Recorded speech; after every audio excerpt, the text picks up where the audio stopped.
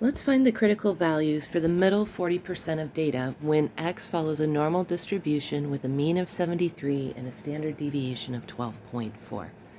In these problems, it's really helpful to draw a diagram. So here's our x-axis, and we know the normal curve is a bell-shaped curve. So what we'd like to find is the middle 40% of the data. So inside of here, there should be 40% of the data.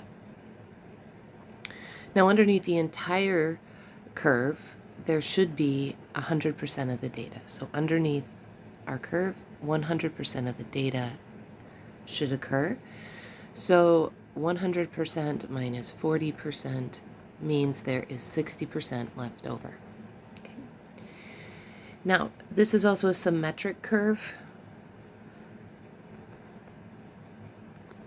It is symmetric about its mean. Its mean is 73. So the exact amount, same amount should be on the left-hand side as there is on the right-hand side. So 60% is left over. I'll divide that by 2. That means 30% should be left over here and over here.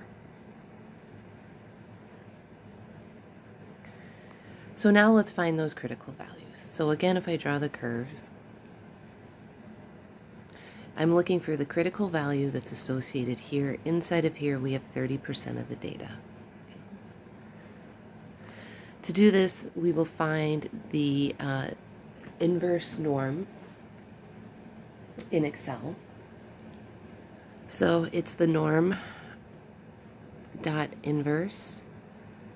There's 30% of the data to the left. The mean is 73.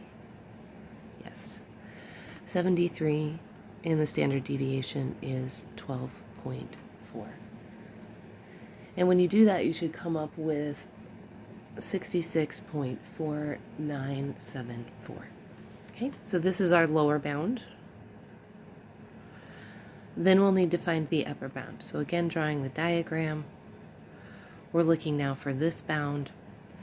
Now, to look at that, what we're going to have to do is that we will look at how much area is below that point. There's the 30% plus the 40%. So now in all of this area, there is 70% of the data. So to find this point, we will use the normal inverse. We're looking for 70% of the data. The mean is 73, and the standard deviation is 12.4. And when you do that and put it in Excel, you should come up with 79.5026.